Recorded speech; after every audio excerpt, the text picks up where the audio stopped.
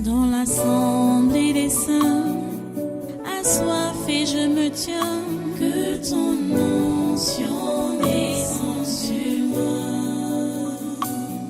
Conscient que mon destin est dans le creux de ta main, que ton onction descende sur moi. Je suis disposé, assoiffé, que ton onction descende sur moi. Je suis disposé, assoiffé,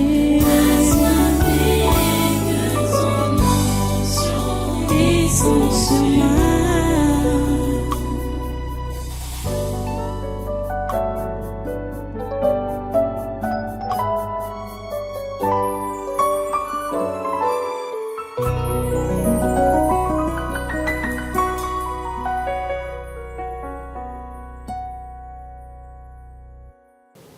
Alléluia, béni soit le Seigneur.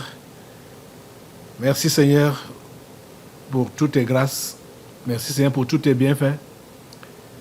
Merci Seigneur pour tout ce que tu fais pour nous. À toi toute la gloire et tous les honneurs, en ce jour encore et pour toujours. Reçois notre adoration et nos actions de grâce, Père Saint. Merci pour ta présence en ce lieu. Et merci pour tout ce que tu vas faire encore en ce jour, en ce lieu, qui va toucher le monde entier. Nous bénissons ton nom, Seigneur, pour ton engagement, ô Dieu, à aller jusqu'au bout avec ce que tu as commencé en ce milieu. Merci, Seigneur. Merci d'accepter notre adoration et nos louanges. Le fruit de nos lèvres qui confesse ton nom. À toi toute la gloire et tous les honneurs. Au nom puissant de Jésus, nous avons adoré. Amen. Voilà, prenez place dans sa sainte présence et soyez tous les bienvenus à ce congrès de surnaturel du 24 mars 2024. Nous bénissons le Seigneur pour ce jour béni qu'il nous a donné. Et nous sommes là donc pour l'adorer, pour le glorifier, le louer, écouter ses conseils et prier également, combattre. Pour le dire ainsi, c'est le combat spirituel que nous menons ici contre les forces des ténèbres, contre les forces du mal qui sont en train d'envahir le monde. Nous allons commencer aujourd'hui, comme toujours, ou comme d'habitude, au Cameroun, bien sûr, à prier pour le Cameroun, puisque le monde des ténèbres a décidé de venir s'implanter au Cameroun pour implémenter tout ce qui est mauvais par la présence de cet homme qu'on a appelé ambassadeur des États-Unis, Christophe Alamora. Vous connaissez son identité. Voici ici, là, c'est un homosexuel. Le voilà. Et je vous avais dit que partout où il passe, nous devons effacer ses traces avec le feu du Saint-Esprit. Il est passé en Garondéré et là-bas, il a décidé de faire fort. C'était son plan, hein, de faire fort contre le Cameroun. C'était pour inaugurer un truc là-bas qu'on appelle Centre pour l'éducation transformatrice. Centre pour l'éducation transformatrice. Et le ruban qu'on devait couper, parce qu'on coupe souvent le ruban pour ce genre de choses, pour l'inauguration. Le ruban, on a fait le ruban avec les drapeaux, 2 drapeaux, en continu, pour faire donc le ruban. Le drapeau du Cameroun et le drapeau des États-Unis. Quand je vois bien, si vous voyez bien sur cette image, vous verrez que les gens ont arrêté de ce côté et de l'autre côté. Et le voilà au milieu. Il y a 2 personnes ici, à gauche, 2 personnes à droite, qui arrêtent le ruban. Et j'ai bien compté et j'ai vu que, en comptant de la gauche à la droite, c'est le 4e drapeau camerounais qu'il a divisé au milieu. Et pourtant, de l'autre côté, il y a combien de drapeaux? 1, 2, 3, 4. Il y a 4 drapeaux camerounais. Donc, normalement, s'il fallait couper le ruban au milieu, c'est vrai que ça dépend. On coupe parfois, bon, juste un morceau comme ça. Mais c'est le drapeau des États-Unis qui devait couper au milieu. Ceci a été, je veux dire, ça a été volontaire. C'est la visée que les États-Unis ont contre le Cameroun. Ils veulent diviser le Cameroun. Ils veulent diviser le Cameroun. Vous vous rappelez, pendant la CAN, TV5 a mis le drapeau ambazonien à la place du drapeau camerounais. Et maintenant, Christophe Lamora part couper le drapeau du Cameroun. Je n'ai jamais vu un ruban d'inauguration qui est en drapeau. Je n'ai jamais vu, peut-être je suis novice dans ces choses-là, mais avec mes souvenirs, à ma connaissance, je n'ai jamais vu un ruban d'inauguration avec les drapeaux des pays. Je n'ai jamais vu ça. Ils ont fait donc ce ruban avec les 2 drapeaux, le drapeau du Cameroun et le drapeau des États-Unis. Et c'est le drapeau du Cameroun qu'ils ont divisé au milieu, parce qu'ils veulent diviser la nation camerounaise. Je vous assure, soyez regardants. Et vous verrez que c'est l'objectif visé par ces gens, ces méchants. Ils veulent diviser le Cameroun. Ils ne vont pas réussir. Christophe Lamora ne va pas réussir. Les États-Unis ne vont pas réussir à diviser le Cameroun. Ils ne vont pas réussir. Que la France, l'Angleterre, les Occidentaux, ils ne vont pas réussir à diviser cette nation. Au nom de Jésus. Lève-toi, Assemblée. Lève-toi, Assemblée. Et maintenant, oh mon Dieu. Regardez, là où l'image est grosse, vous allez voir que il a mis les ciseaux au rouge. Donc ce n'est pas seulement le Cameroun. Là où il y a vert, rouge, jaune, au rouge, on peut diviser en 2. Et c'est sûr qu'il est passé, oui, ça vise l'étoile pour diviser vraiment en 2. C'était là l'objectif visé. Oh les amis. Mettez le feu sur Christophe Lamora, au nom de Jésus. Mettez le feu sur son intention. L'intention des États-Unis, des Occidentaux, de diviser le Cameroun. Mettez le feu sur eux, au nom de Jésus. Le feu de Dieu prend ses intentions. Le feu de Dieu casse ses intentions, ses mauvaises intentions contre le Cameroun. Le feu de Dieu, le feu de Dieu, le feu de Dieu, le feu de Dieu rase cela au nom de Jésus. Au nom puissant de Jésus. Seigneur, ce pays est ton pays. Et ce pays reste un et indivisible. Le Cameroun reste un et indivisible. Le Cameroun reste un et indivisible au nom puissant de Jésus. Et ce pays prospère. Au nom puissant de Jésus, nous avons prié. Et l'Église dit Amen. Hallelujah. Hallelujah. Merci Seigneur. Voilà, assois-toi. Nous allons continuer dans la prière. Nous allons prier maintenant pour... on continue à prier pour le Cameroun. Il y a quelque chose qui se passe à Kamtel depuis, je crois, ça fait même 2 semaines. Hein? Ça fait 2 semaines qu'on n'a pas la connexion téléphonique. Ce qu'on appelle c'est la connexion téléphonique en ligne là. Kamtel, comment on appelle la carte? Le fixe, voilà. On n'a pas la connexion depuis 2 semaines. 2 semaines. Et dans cet article, j'apprends que plus de 600 employés de Kamtel sont mis en congé technique, payés. On nous a fait comprendre que quand on a envoyé les gens là-bas pour se renseigner, quel est le problème, ils nous ont dit qu'il y a des pannes techniques, ils sont en train de dépanner. Mais voilà comment on envoie les gens en congé technique. Quand on dit congé technique dans une entreprise, ça veut dire que les activités ne marchent pas. Donc, il faut que certains se reposent.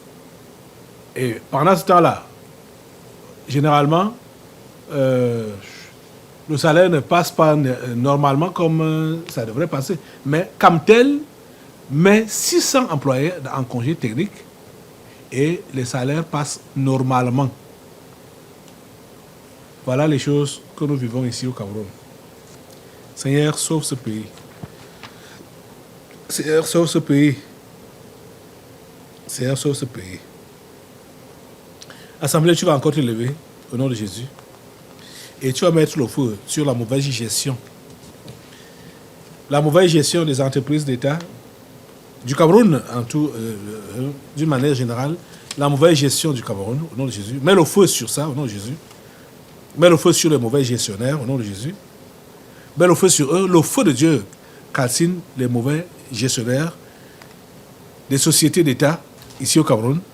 Le feu de Dieu les calcine, le feu de Dieu les calcine, le feu de Dieu les calcine, au nom de Jésus. Le feu de Dieu les calcine, au nom puissant de Jésus. Merci Père Saint, parce que tu remets le pays et les sociétés d'État entre les mains des hommes que tu as choisis, des hommes et des femmes que tu as choisis, qui peuvent bien gérer. Seigneur, que ton nom soit loué à jamais. Au nom puissant de Jésus, nous avons prié. Amen. L'autre sujet, assois-toi un peu, c'est affaire Martinez-Zogo. On dit que l'audition de Ferdinand Ngongo ébranle le sommet du pouvoir. Donc, Ngongo a été auditionné par rapport à cette affaire. Bon, l'article ici, je ne sais pas jusqu'où il peut être authentique et vrai, puisqu'il y a même quelque chose au niveau des dates. Il y a quelque chose au niveau des dates. Puisque je vais vous lire un peu les premières paroles, les premières lignes, les deux premières lignes. On dit: le Cameroun retient son souffle alors que le procès, très attendu dans l'affaire Martinez-Zogo, s'ouvre aujourd'hui, le 25 mars. Or, nous, on est le 24 mars aujourd'hui. C'est dimanche aujourd'hui, le 24 mars, devant le tribunal militaire de Yaoundé. Mais ce qui semblait être un événement judiciaire majeur prend une tournure inattendue avec l'audition du secrétaire général de la présidence de la République. Bon, je ne sais pas jusqu'où cet article peut être vrai, je ne sais pas. Hein. Mais ce que nous voulons demander, ce que nous avons toujours l'habitude de demander, c'est que tous ceux qui sont impliqués dans ce meurtre, et il paraît que Ferdinand Ngongo serait impliqué dans ce meurtre, parce que Martin Savom est un proche de Ferdinand Ngongo. Je vais vous lire. On dit: les détails de cette audition restent enveloppés de mystères, mais son timing est crucial, intervenant alors que les enquêteurs militaires semblaient progresser dans la résolution du meurtre du journaliste Martinez-Zogo. Depuis l'arrestation de Martin Stéphane Savom en décembre 2023, les investigations ont mis en évidence l'implication présumée de Ferdinand Ngongo dans cette affaire. Comprenez? Des liens étroits entre Martin Stéphane Savom et le secrétaire général de la présidence ont été établis avec des échanges téléphoniques identifiés avant et après l'enlèvement de Martinez-Zogo. Malgré les tentatives pour entraver l'enquête, il semble que Ferdinand Ngongo ait été au cœur de la coordination depuis l'assassinat du journaliste. Donc c'est ça que nous voulons demander à Dieu, que tous ceux qui sont impliqués dans ce meurtre de Martinez-Zogo, que ce soit Ferdinand Ngongo, que ce soit n'importe qui, le ministre de la Justice ou le ministre des Finances, ou n'importe qui soit mis aux arrêts. Lève-toi pour demander cela à Dieu. Demande cela à Dieu, que tous ceux qui sont impliqués dans le meurtre de Martinez-Zogo soient mis aux arrêts. Et tous les fuyards, tous ceux qui veulent échapper à la justice camerounaise concernant cette affaire, concernant ce meurtre, que le feu de Dieu les rattrape. Fais-les rattraper par le feu de Dieu, Fais-les rattraper au nom de Jésus. Fais-les rattraper au nom de Jésus. Fais-les rattraper par le feu. Le feu de Dieu, on envoie le feu sur eux, au nom de Jésus. Le feu de Dieu les rattrape et les ramène devant la justice, au tribunal militaire. Merci Seigneur de nous écouter et de nous exaucer. Au nom puissant de Jésus, nous avons prié. Amen, amen, amen. Merci, grand Dieu, pour cette prière que tu as exaucée. À toi toute la gloire. À toi toute la gloire, grand Dieu. Voilà, assois-toi. Et maintenant, là, nous allons partir à l'étranger. Nous prions pour tout le monde. Hein. Nous prions pour le Cameroun, nous prions pour l'Afrique, nous prions pour le monde entier. Ok. Le sujet qu'on va prendre maintenant, là, c'est pas seulement l'Afrique. Du moins, c'est pas seulement l'Afrique. Ça concerne d'abord le Cameroun, puisqu'il s'agit du cacao. Le Cameroun cultive le cacao, comme plusieurs pays d'Afrique. Et ce cacao, cette année, la campagne de cette année, je crois on parle de 2022-2023, parce que c'est souvent entre 2 années. Ici au Cameroun, les cacaoculteurs sont en haut, comme on parle ici au Cameroun, parce que les prix ont grimpé. Mais par contre, en Côte d'Ivoire, ça trime, c'est sur place. Qu'est-ce qui se passe? Les vidéos qu'on va vous montrer maintenant là, nous ont parlé quand le prix du kilogramme de cacao était à 4225 ici à Yaoundé, ici au Cameroun, 4225. Alors qu'en Côte d'Ivoire, ça tourne autour de 1000 francs et quelques pièces en haut. Mais il y a une autre affiche qu'on a vue qui montre le prix du cacao, le kilogramme de cacao, ici au Cameroun, à 5100 francs. On va vous montrer tout ça. Je crois qu'il faut que on commence par là. Hein. Voilà, regardez l'affiche.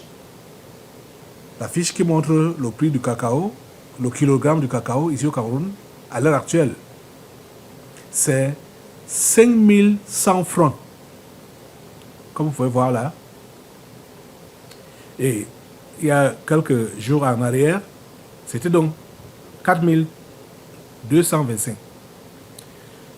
Les Ivoiriens suivent ce qui se passe au Cameroun.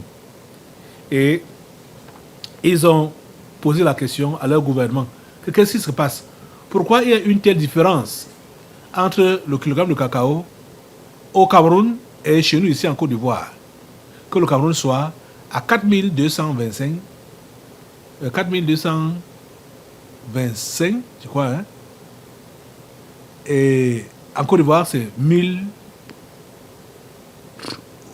et poussières, 1000 quelque chose. Ça n'atteint même pas 1500. Hein? Donc, le prix au Cameroun était à 4 fois le prix de la Côte d'Ivoire.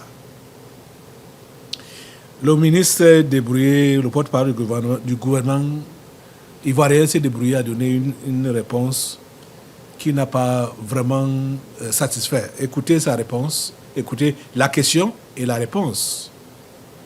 Monsieur le ministre, selon le magazine Sika Finance, les agriculteurs camerounais vendent le cacao à 4225 francs CFA.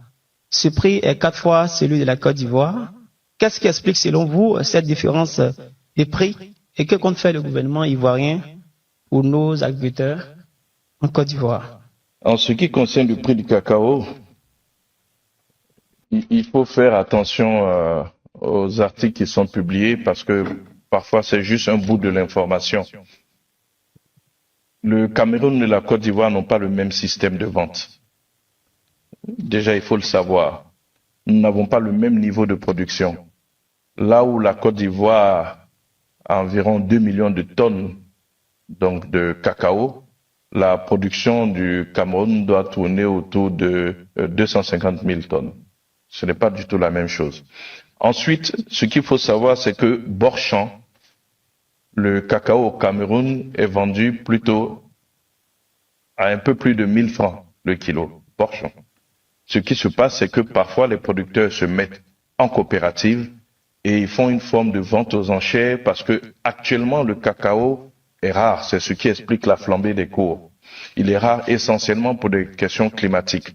La plupart des experts ont annoncé une baisse donc de la production de cacao et au nom de cette rareté, les cours montent et les producteurs camerounais qui n'ont pas le même système de vente que la Côte d'Ivoire peuvent livrer donc le cacao à ce prix-là.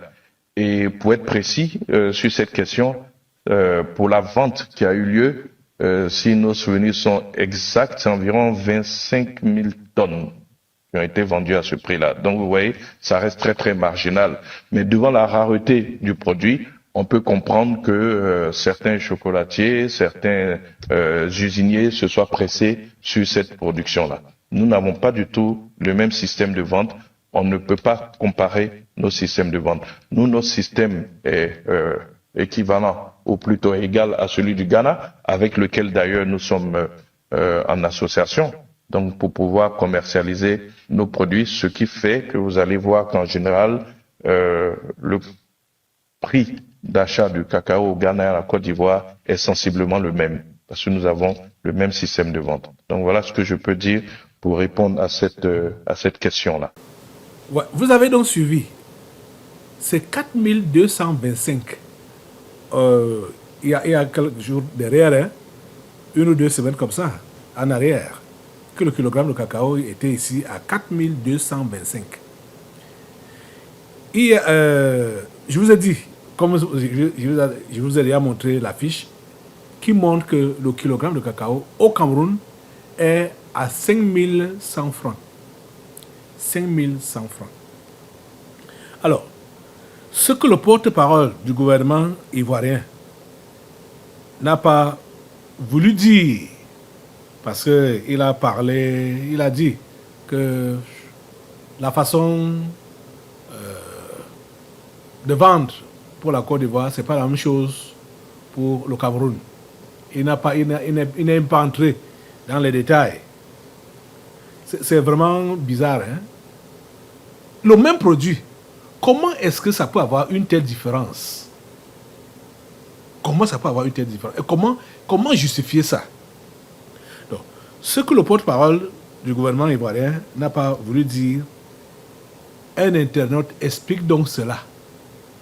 Un internaute explique pourquoi, du moins, les propos du porte-parole du gouvernement ivoirien. Écoutons-le. Le Cameroun et la Côte d'Ivoire n'ont pas le même système de vente. Oui, les amis, bonjour, j'espère que vous allez bien. Pour ma part, ça va. On vient de suivre cet extrait d'intervention du ministre porte-parole du gouvernement en Côte d'Ivoire qui répondait à la question d'un journaliste à une chaîne de télé en Côte d'Ivoire. Qu'est-ce que le journaliste lui a posé comme question? Le journaliste lui a posé comme question, monsieur le ministre, selon le magazine Sika Finance, les agriculteurs camerounais vendent le kilo de cacao à 4225 francs. Pourquoi est-ce que c'est 4 fois le prix de la Côte d'Ivoire? Qu'est-ce que vous prévoyez faire pour les agriculteurs ivoiriens? Alors, il a donné comme explication, le Cameroun et la Côte d'Ivoire n'ont pas le même système de vente. Bon, beaucoup ont pris ça pour une parole tout à fait superficielle, mais c'est très profond ce qu'il a dit, et c'est d'ailleurs très vrai. Le Cameroun et la Côte d'Ivoire n'ont pas le même système de vente. Mais il a continué comme en disant, nous n'avons pas le même niveau de production. Là où la Côte d'Ivoire produit environ 2 millions de tonnes de production, le Cameroun doit tourner autour de 250 000. Bon, il est resté très évasif à ce niveau. On comprend qu'il n'avait pas l'information exacte, mais quand même ça peut se comprendre, puisque la question était pour lui un peu comme une surprise. La question posée par le journaliste, bien sûr. Donc il n'avait pas les données exactes de la production camerounaise. Mais quand même pour la production ivoirienne, il a dit que ça va dans les 2 millions de tonnes de production, ce qui concerne le cacao. Mais seulement, il a des journalistes disaient que pour la Côte d'Ivoire, c'est dans les 1000 et quelques, alors que le Cameroun est dans 4225 francs le kilo. Alors, il dit actuellement, le cacao, ça c'est le ministre qui dit, hein, le cacao est rare, ce qui explique la flambée des cours, et c'est essentiellement pour des raisons climatiques. Donc, le cacao devient cher. Mais curieusement, bon, comme ils ont 2 millions de production, 2 millions de tonnes de production, logiquement, si le cacao devient rare, ce sont eux qui devaient le mieux vendre. C'est en cela qu'il n'a pas été suffisamment clair et dit la vérité. Il n'a pas voulu dire la vérité aux Ivoiriens. Si le cacao devient rare et que vous avez la plus grande production, logiquement, vous deviez être les plus grands bénéficiaires, puisque vous faites 2 millions de tonnes de production. Pourquoi est-ce que le cacao devient rare? Et c'est seulement le Cameroun qui vient profiter. Le Cameroun lui vend son cacao à 4225, alors que la Côte d'Ivoire est encore à 1000 et quelques. Vous voyez que tout n'a pas été suffisamment dit. Mais quand même, quand on fouille encore en profondeur, quand on creuse en profondeur, dans sa première intervention, il disait que le Cameroun et la Côte d'Ivoire n'ont pas le même système de vente, c'est là-bas que se trouve la vérité. En réalité, je profite ici à dire à tous mes frères africains qui ont toujours douté que le Cameroun est sorti des accords coloniaux, voilà une preuve. Quand vous êtes dans les accords coloniaux, ce n'est pas vous qui décidez des prix. C'est votre ancienne puissance coloniale qui exploite et décide des prix qu'on vous donne. Le Cameroun étant sorti des accords, le Cameroun lui-même décide de son prix. C'est voilà pourquoi on dit le Cameroun et la Côte d'Ivoire n'ont pas le même système de vente. Le Cameroun décide de son prix, alors que la Côte d'Ivoire, non, ce sont les Blancs qui décident du prix d'achat. C'est ça qu'on appelle être dans les accords coloniaux et être sorti des accords coloniaux. Les gens qui ont toujours douté, voilà les répercussions, les retombées, comme on dit souvent. Je suis sûr que si c'était le Cameroun qui vendait, si c'était la Côte d'Ivoire qui vendait son prix à 4225 kilos, étant les accords coloniaux, ils auraient fait le tapage dans tous les médias. Comme le jour qu'ils augmentent un peu les salaires des fonctionnaires, ils disent nous avons les meilleurs salaires de la sous-région. Mais le Cameroun ne fait pas de tapage. Le gouvernement camerounais, non, c'est un gouvernement, non, vraiment bourré de sagesse. Ils sont posés, ils sont calmes. On ne voit que les résultats. Ce n'est pas les agriculteurs camerounais qui font la... Non, ils ne posent rien. C'est le système camerounais qui est comme ça. Le Cameroun est sorti des accords coloniaux. Quand vous venez acheter, c'est le Cameroun qui fait son prix. Vous comprenez maintenant pourquoi le président Biya avait décidé de ne pas exploiter le sous-sol camerounais, de le maintenir là en attendant de sortir d'abord les accords. Mais attendez quand le Cameroun va commencer à vendre sa bauxite, son fer, le Cameroun sera émergent en vrai. Parce que c'est lui qui va décider de son prix. Ça, c'est lui déjà rien que dans le cacao. C'est l'État camerounais qui décide du prix où il vend son cacao. Ceux qui sont encore des accords coloniaux, ils subissent le prix imposé par le colon. Voilà pourquoi la Côte d'Ivoire est restée à 1000 et quelques, le Cameroun va à 4225. Voilà la vérité. Les gens qui ont toujours dit que le Cameroun n'a jamais sorti des accords coloniaux, voilà la preuve. Le Cameroun est un pays libéré. Et ces gens qui viennent d'acheter votre cacao si cher comme ça, ils ne vont pas vous laisser libre. Sauvegardez votre souveraineté nationale. Hein. Le président Biya vous a libéré, il faut savoir garder ça. Hein. Unité nationale d'un Camerounais, arrêtez de faire la guerre. Hein. Sinon, ils vont profiter de votre déstabilisation, de votre guérilla que vous faites là, pour venir vous imposer notre président qui reviendra encore signer ces accords-là. Hein. Si le Cameroun était encore dans les accords, il aurait vendu ça au même prix que la Côte d'Ivoire. Vous comprenez? C'est parce que le Cameroun est libéré. Désormais, le Cameroun qui fixe ses prix. Voilà pourquoi ils vendent comme ça. L'État camerounais protège désormais ses agriculteurs. Il vend au prix qui lui plaît. Il est désormais libéré. Ceux qui sont encore dans la prison coloniale, ceux qui pensent qu'être dans les accords coloniaux, c'est bien, ils subissent. C'est le colon qui décide des prix. C'est la même chose quand on exploite le pétrole dans les pays qui sont dans les accords coloniaux. On leur donne le pourcentage qui plaît au colon. Je vous ai souvent dit que le président Biya, c'est un des meilleurs présidents d'Afrique. Vous ne croyez pas. Vous avez fini par me donner raison. Attendez quand le Cameroun a commencé à exploiter son pétrole. Depuis on exploite le Bakassi, vous croyez que c'est pour rien? On attendait sortir des accords. Le Cameroun a le plus grand gisement de bauxite au monde, équivalent à 2 milliards de tonnes. La bauxite est utilisée pour fabriquer l'aluminium. Attendez quand le Cameroun a commencé à exploiter sa bauxite. Il va vendre au prix qui lui plaît. Le Cameroun sera émergent bel et bien en 2035. Comme avait dit le président Biya, il avait tout calculé. Il savait qu'il sort des accords coloniaux en 2020. Il a 15 ans pour asseoir l'émergence du Cameroun. Maintenant, prions Dieu que le prochain président après Biya puisse continuer dans cette logique. Vraiment, je souhaite que les Camerounais, qui d'habitude aiment critiquer le président Biya parce qu'ils sont ignorants de la chose politique, écoutez cette vidéo. Allez-y maintenant comprendre pourquoi la Côte d'Ivoire vend toujours son cacao à 1000 et quelques, alors que le Cameroun vend à 4225. Vous croyez que c'est parce que le cacao camerounais est bien meilleur? C'est pas tellement ça. Non. La Côte d'Ivoire expérimente en matière de production de cacao. Oui. C'est leur culture depuis très longtemps.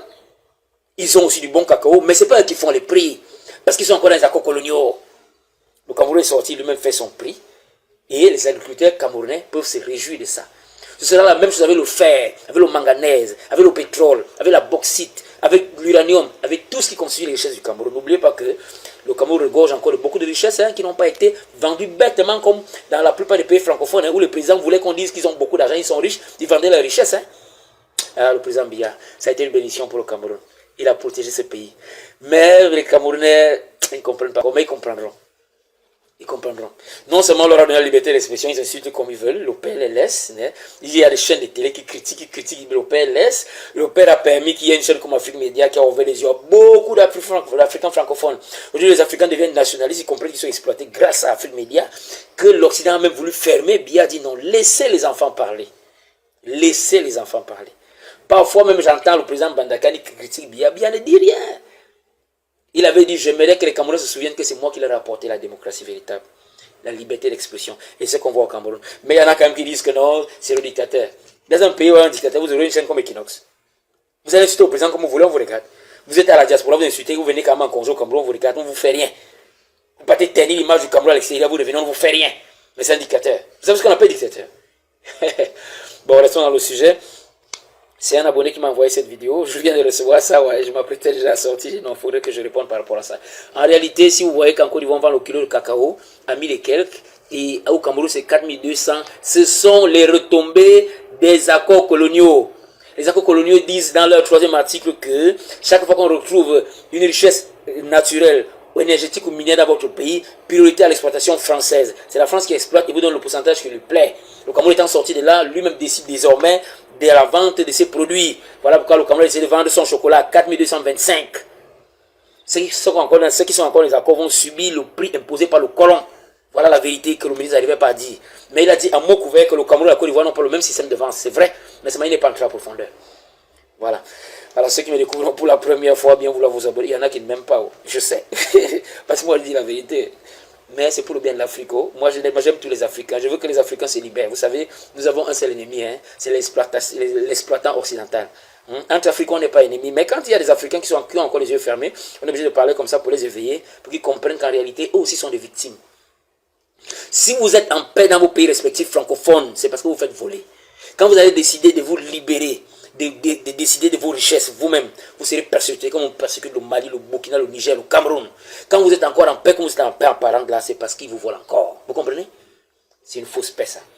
Alors, chers Africains, ouvrez les yeux, que l'Afrique se libère. Les Africains méritent de vivre bien dans leur continent. Vous comprenez ça? Voilà, c'est pour le bien de l'Afrique que je m'en bats. Comme je l'ai souvent dit, si je n'ai fait que parler, c'est pour vous que je parlerai. Ma bouche, c'est la bouche des malheurs qui n'ont point de bouche. Et ma voix, la liberté de celles qui s'affaissent au cachot du désespoir. Ça, c'est un thème donc que je vous laisse. Vous souhaitez passer une très bonne journée. Vous avez donc suivi, nous sommes en train de sortir de l'esclavage. C'est le Cameroun qui décide de ses prix au niveau du cacao, déjà. J'espère que ça va aller dans tous les autres produits que le Cameroun exporte. Parce que vous comprenez donc qu'en Côte d'Ivoire, c'est la France qui impose le prix. Il a pris l'exemple que leurs prix sont le même prix avec le Ghana. Donc, c'est l'Europe, les Occidentaux qui imposent le prix encore là-bas. Mais ce n'est plus le cas chez nous. Notre chef d'État s'est battu pour que ces accords-là prennent fin. Des accords que c'est l'acheteur qui vient fixer le prix chez le vendeur. C'est comme ça que ça a été fait depuis soi-disant la décolonisation. Vous voyez un peu? Ça doit aller comme ça à tous les autres produits. Je me rappelle qu'ici, là, au Tabernacle de la Liberté, j'ai parlé comme un prophète. Ça me surprend aujourd'hui, moi-même, de voir que ça n'a même pas traîné. Qu'on voit comment le cacao, le prix du cacao est en train de grimper jusqu'à 5100 francs. C'est très surprenant. Donc, les cacaoculteurs camerounais, bon, et l'autre, l'Ivoirien a essayé d'expliquer qu'ils sont les grands producteurs, machin. Si c'était même le cas, c'est eux qui devaient profiter. Comment est-ce qu'un petit producteur va imposer un prix élevé au marché international, alors que celui qui est un grand producteur n'arrive pas à atteindre ce prix-là. Il est au quart. Il vend au quart de ce que le petit producteur fait. C'est inimaginable, c'est impensable.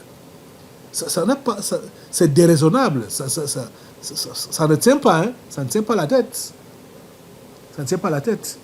Ils sont encore sous la botte de la France. Et ils veulent demeurer sous la botte de la France. C'est malheureux. C'est malheureux. Que Dieu nous aide. Que Dieu aide l'Afrique. Lève-toi, assemblée. Que Dieu aide l'Afrique de sortir de tous ces mauvais accords coloniaux. Oh Dieu, assemblée, joins-toi à moi et mets le feu sur les mauvais accords coloniaux, mets le feu sur ça au nom de Jésus. Le feu calcine tous les mauvais accords coloniaux au nom de Jésus. Le feu de Dieu calcine. Cela ne se reconduit pas. C'est pour cela qu'ils sont en train de combattre tous les révolutionnaires qui veulent rompre avec les mauvais accords coloniaux. Ils ne veulent pas que ces gens-là prennent le pouvoir. Ils sont en train de les combattre. Ils ont combattu notre chef d'État. On l'appelle tyran parce qu'il n'a pas voulu renouveler les mauvais accords coloniaux. Il n'a pas voulu exploiter, c'est-à-dire livrer les matières premières de notre pays, parce que la France arrache seulement. Donc, notre pays a encore toute sa richesse. Le feu de Dieu calcine les mauvais accords coloniaux. Mettez le feu. Le feu de Dieu au nom de Jésus. Le feu de Dieu au nom de Jésus. Merci Saint-Père, tu dégages l'Afrique de ces mauvais accords coloniaux. Et merci Père, tu mets des hommes selon ton cœur, qui vont signer des accords normaux où les pays africains sont en train de gagner. Seigneur, c'est notre prière. Nous avons déjà été trop exploités par ces Occidentaux. Seigneur, aide-nous à sortir la tête de l'eau. Ils nous étouffent. Aide-nous à sortir la tête de l'eau. Au nom de Jésus. Merci Seigneur de nous aider. Au nom puissant de Jésus, nous avons prié. Amen. Amen. Assois-toi un peu, parce que je vais te montrer encore une autre vidéo concernant toujours l'Afrique, notre beau continent qui est exploité. C'est-à-dire, tout ce qui est misère, tout ce qui est... Je vais dire quoi?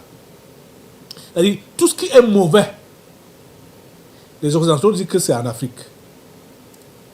Il y a épidémie, il y a maladie, c'est en Afrique. Vous savez que il y a un temps là, c'est le sida qui était à la vogue. C'est le sida. On parle de sida.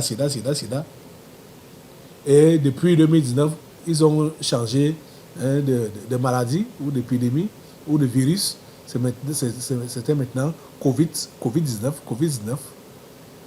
Mais comme ils ne veulent pas que les Africains aient la paix, ils sont encore revenus avec l'histoire du sida sur la table. Et qui est visé par le sida? L'Afrique. Toujours l'Afrique. Regardez la vidéo aussi. C'est un rapport qui sonne comme une piqûre de rappel sur la réalité des infections au VIH dans le monde.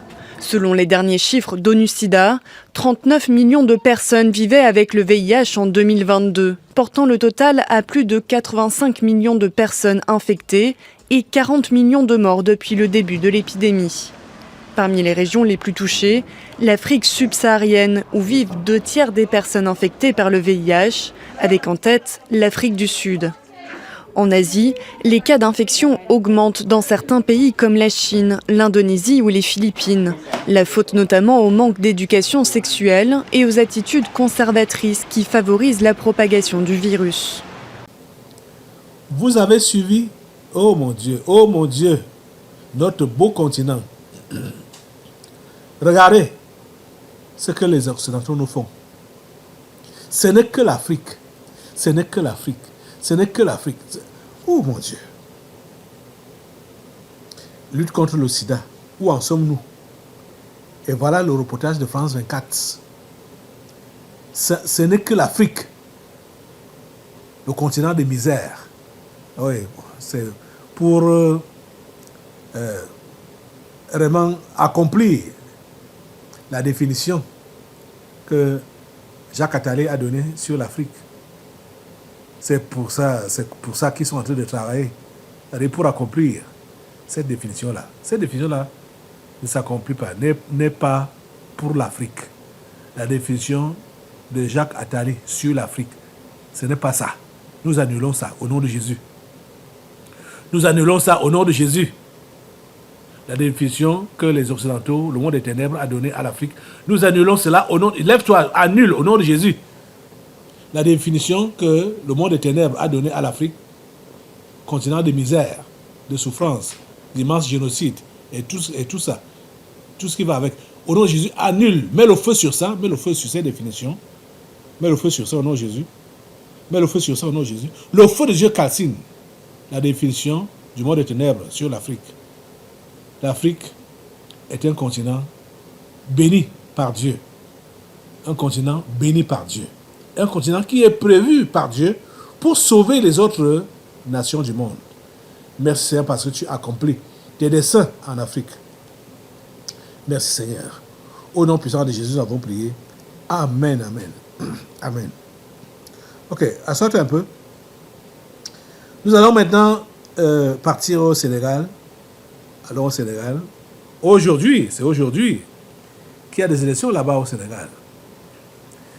Et la campagne s'est terminée à minuit. Cette nuit qui est passée là, à minuit.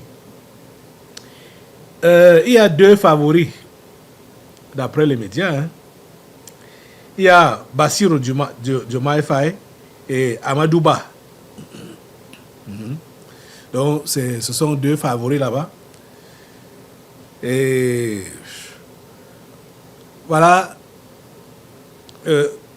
Bassirou Diomaye Faye, c'est le protégé de Ousmane Sonko, bien sûr.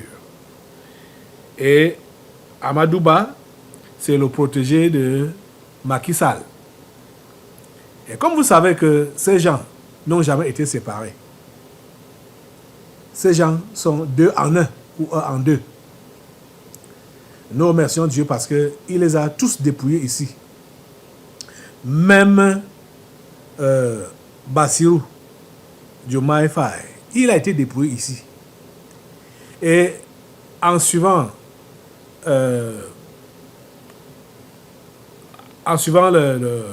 on appelle comment?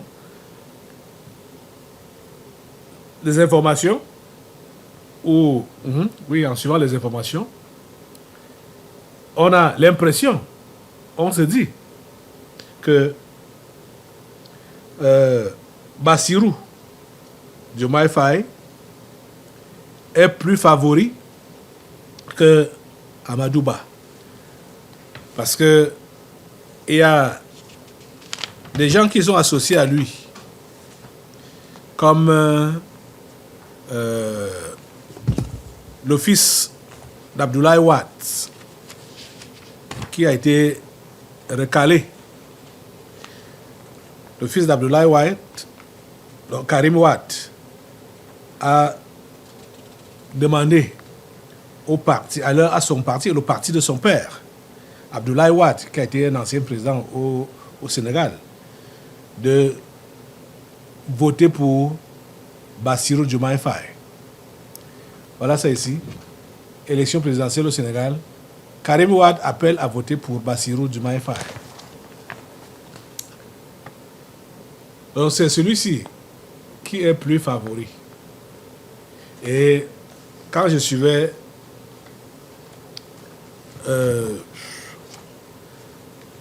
ce qui se passe donc au Sénégal là, même j'ai senti que c'est le côté-ci qui risque de passer. C'est-à-dire, et vous allez voir que dans les affiches de campagne, Ousmane Sonko et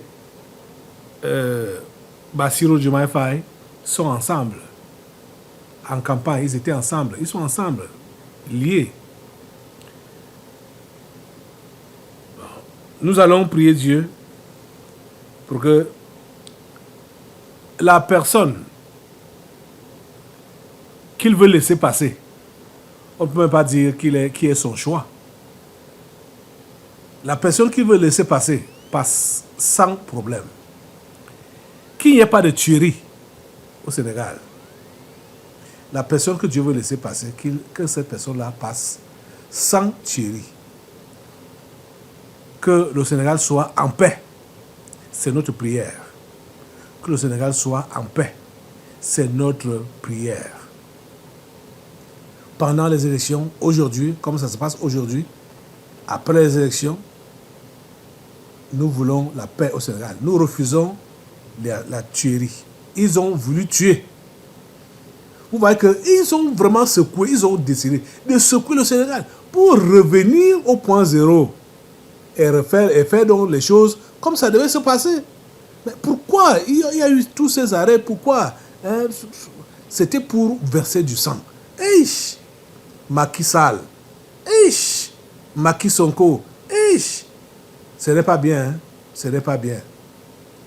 Ce que vous avez fait contre le Sénégal, là, hein, ce n'est pas bien. Ce que vous avez fait contre l'Afrique, là, hein, ce n'est pas bien.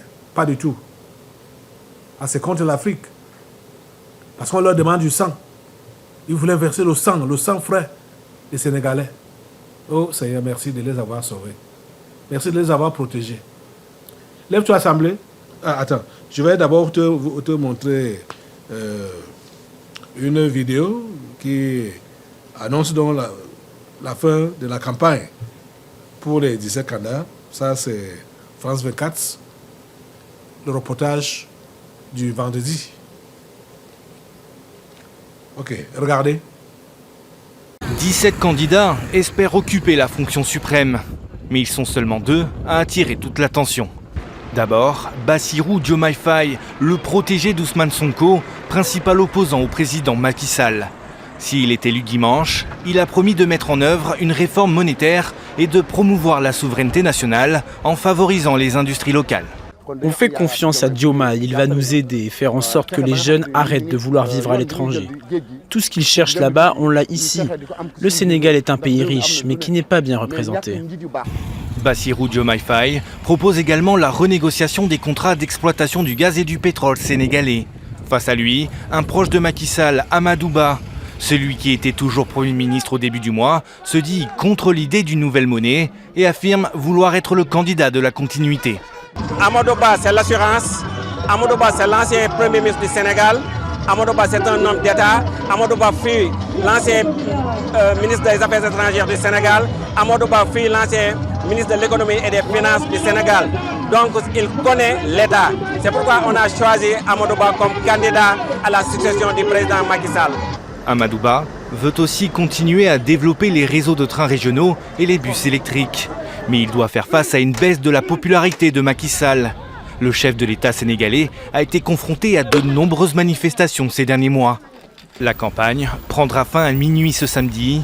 7 millions d'électeurs sont attendus dans les bureaux de vote ce dimanche. Donc voilà, tu vas te lever après ce reportage de France 24 et demander à Dieu, comme j'ai dit là, que la paix règne au Sénégal pendant les élections, pas de tuerie. Ils sont là, ils sont en train de voter maintenant, où nous parlons. Ils sont en train de voter.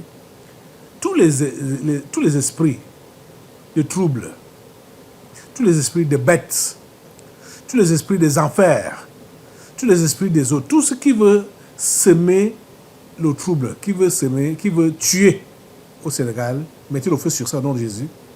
Le feu de Dieu les rase du nord au sud, de l'est à l'ouest. Et le calme règne au Sénégal. Le calme règne au Sénégal. Le calme règne au Sénégal pendant le déroulement de ces élections, jusqu'au dépouillement des résultats et à la proclamation des résultats, à l'installation du prochain président. Le calme règne au Sénégal. Le calme règne au Sénégal. Le calme règne au Sénégal. Le calme règne au Sénégal. Le calme règne au Sénégal. Au nom puissant de Jésus. Merci Seigneur parce que tu nous as écoutés et que tu as mis le calme au Sénégal à tous les niveaux. À toi toute la gloire et tous les honneurs. Au nom puissant de Jésus, nous avons prié. Amen. Amen. Merci Seigneur. Asseyez-vous. Ok, maintenant nous allons prendre un autre sujet. À l'international toujours. Vendredi, on dit qu'il y a eu un attentat en Russie. La Russie qui vient protéger les Africains n'a pas pu se protéger elle-même. C'est ça qui est un peu bizarre là. Donc c'est un peu comme les gens se moquaient de Jésus, que tu as sauvé les autres, sauve-toi toi-même, quand Jésus était sur la croix. Voilà le sauveur des Africains, ceux qui ne comprennent pas que la Russie n'est pas sauveur. Pourquoi la Russie n'a pas réussi à déjouer cet attentat? Ça devrait ouvrir les yeux des dirigeants africains qui comptent sur la Russie pour les protéger ou pour protéger leur nation. Ils appellent leurs militaires, ils les appellent les paramilitaires, les militaires privés, Wagner. Il faudrait que BIA puisse envoyer les BIR protéger la Russie, combattre contre les terroristes. Vladimir Poutine a seulement dit qu'on va les anéantir, on va les arrêter, on va les punir, ceux qui ont commis ça. Pourquoi ils n'ont pas empêché ça? Pourquoi ils n'ont pas empêché cette attaque? Et il y a eu beaucoup de morts. Hein? Il y a eu beaucoup de morts. Ouais. Ça devrait ouvrir les yeux aux Africains que même la Russie n'est pas à l'abri. Aucun pays n'est à l'abri. Aucun. Il est vrai qu'on dit que les États-Unis l'ont averti qu'il y aura un attentat. Et Vladimir Poutine n'a pas pris ça au sérieux. Et voilà, c'est arrivé donc vendredi passé-ci. Ouais. Il y a eu beaucoup de morts. 133. Bon, ce qu'on dit, hein, les chiffres officiels. Ouais. C'est bizarre. C'est bizarre. Prions, demandez au Seigneur qu'il puisse donner aux Africains de comprendre, qu'il permette aux Africains de comprendre que la Russie n'est pas sauveur. Tout peut arriver à n'importe qui. L'État islamique a revendiqué l'attentat. L'État islamique, ils viennent combattre l'État islamique en Afrique. Hein, et chez eux-mêmes, ça les attaque. Et ça tue les gens. Vous voyez? Que les yeux des Africains s'ouvrent. C'est ouvre les yeux des Africains et montre-leur que la Russie n'est pas sauveur. La Russie n'est pas sauveur. La Russie fait partie des pilleurs. La Russie, c'est la France. Ce sont les États-Unis, c'est la Grande-Bretagne, c'est la Chine. Ce sont les 5 membres de sécurité de l'ONU. Ils sont ensemble. Seigneur, ouvre les yeux aux dirigeants africains. Ouvre les yeux à tous les Africains pour qu'ils puissent voir les vraies couleurs de la Russie. Merci, ô Dieu, parce que tu le fais. Au nom puissant de Jésus, nous avons prié. Amen. Assois-toi. On va prendre un autre sujet. Le sujet suivant, c'est ce qui se passe au Ghana. C'est à peu près ce que j'ai évoqué jeudi là concernant la vaccination. On impose la vaccination aux pays africains et la garantie, bon Dieu, pour les dettes, pour l'endettement, c'est la vaccination des enfants en Afrique. Voilà la garantie pour l'endettement. J'ai cet article devant moi qui parle de ce qui se passe au Ghana actuellement. L'opposition parlementaire et exécutive à couteau tiré à propos de la loi anti-LGBTQ+. Il y a une bataille là-bas. Ok. Mais ce que je vais vous lire, il y a un paragraphe très important que le ministre, les raisons que le ministre des Finances ghanéen avait donné pour soutenir le fait que le président ghanéen ne puisse pas homologuer cette loi. Des craintes que le président Nana Akufo-Addo a tenté de calmer au début du mois, son ministre des Finances a, quant à lui, pointé les risques que la promulgation d'une telle loi pourrait engendrer, au premier desquels la perte de 3 milliards 800 millions de dollars de fonds promis par la Banque mondiale. Toujours la Banque mondiale. Vous voyez, pour n'avoir pas promulgué la loi anti-perversion, anti-dépravation, pour n'avoir pas promulgué cette loi-là, la Banque mondiale va leur refuser le prêt de près de 4 milliards de dollars. Vous voyez? Donc, hey, mon Dieu. Donc, ces gens, ces Occidentaux, ils veulent acheter.